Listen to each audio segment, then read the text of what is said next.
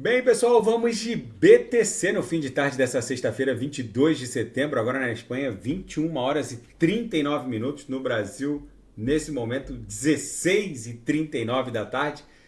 Gente, a BTC aqui nos 5 minutos tá um reloginho. Bate na upper, volta para VWAP, acumula na VWAP, bate na upper, volta para VWAP. A gente não consegue se livrar desse range aqui, ó. Fizemos a máxima em 26.743, a mínima em 26.531, ou seja, tá sem amplitude movimentacional. A nossa amplitude de hoje, dia 22 de setembro, sexta-feira, tá fortemente engolfada pela amplitude de ontem, dia 21, quinta-feira. Isso é um verdadeiro silêncio que precede um grande esporro. Isso aqui vai acabar explodindo. Vamos lá, vamos olhar no 4 horas para a gente entender o que está acontecendo. Basicamente, eu havia reportado que durante o final de semana não acontece muita coisa no vídeo que eu fiz pela manhã.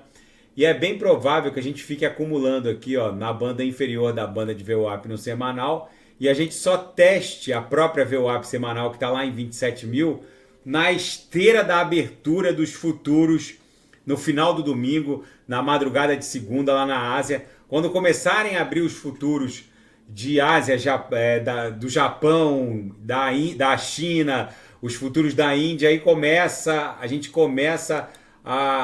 vai começar a perceber alguma reação. Por enquanto, a gente vai ficar aqui acumulando, talvez numa figura triangularizada, com cada vez menos amplitude movimentacional. No diário, a gente tocou aqui na base da nuvem, na confluência com essa LTB aqui, que está fazendo às vezes da aresta superior, pipocamos, voltamos para o patamar da mediana do canal de Keltner, mas agora que vem o final de semana, não tem muito o que acontecer, a gente vai ficar perdendo amplitude movimentacional, desenhando o bico de uma figura triangularizada.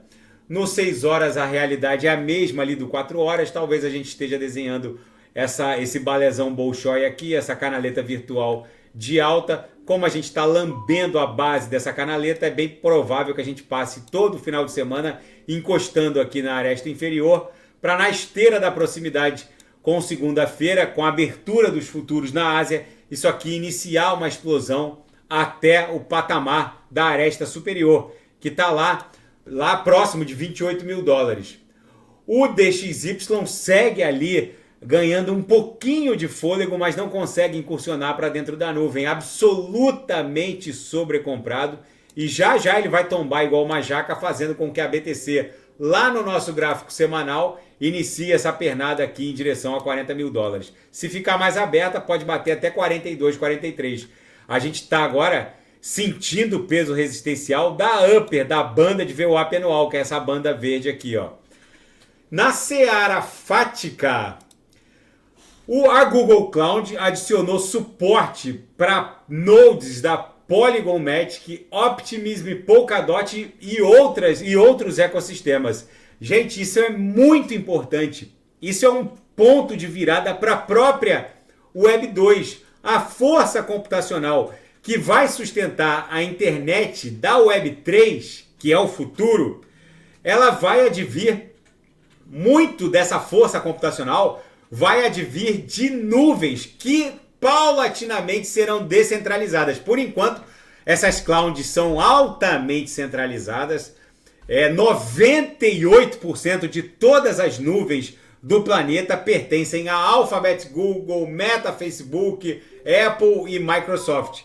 E Amazon também, que a sua gigante AWS, Amazon Web Service.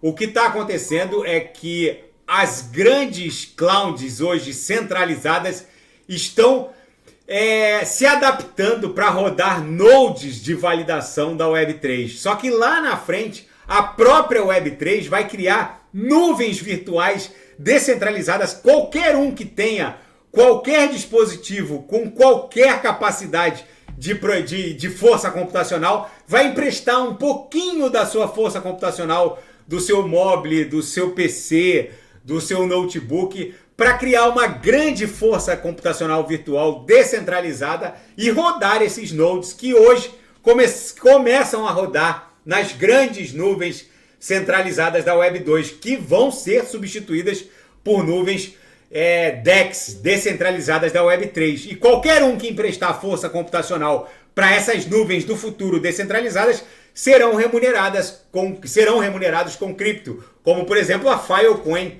que é um projeto que vai promover força computacional descentralizada. E o valor de mercado das stablecoins cai pelo 18º mês consecutivo. Isso é um indício forte de que vem aí uma pernada de alta, um período tão longo assim de descapitalização das stablecoins. É um indício forte de que vem uma grande pernada de alta.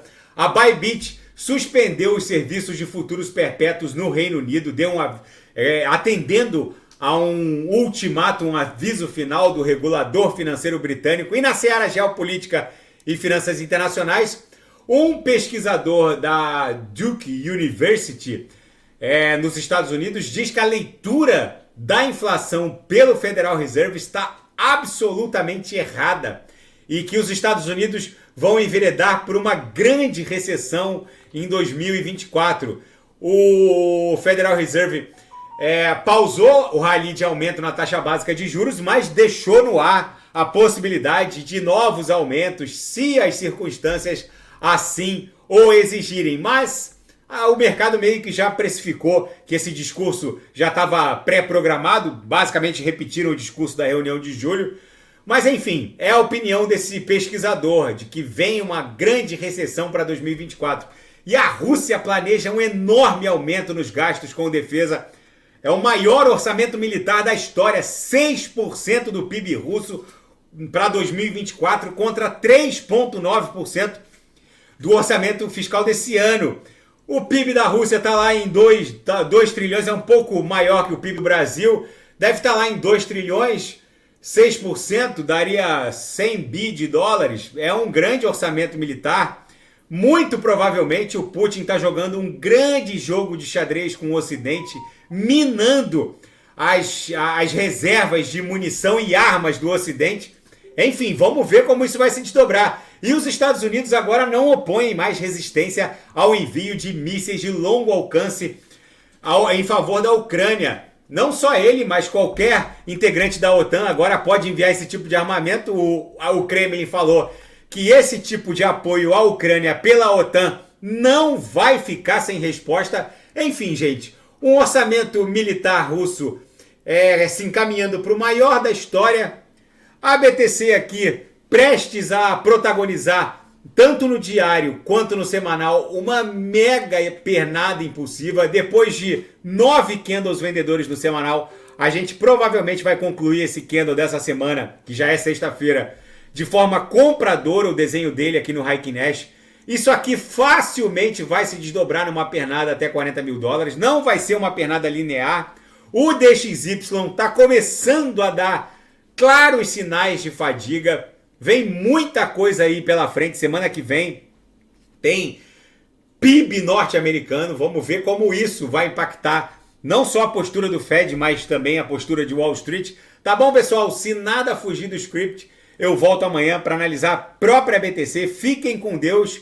E quem quiser sugerir alguma análise é só colocar nas mensagens abaixo. E eu vou fazer o vídeo ensinando como fazer stake de BNB, de Binance Coin, na rede BEP2, na Binance Chain. Não é na Binance Smart Chain o stake de BNB. Eu vou ensinar, vale muito a pena, rende bem. Tá bom, pessoal? Fiquem com Deus, até amanhã. Grande abraço.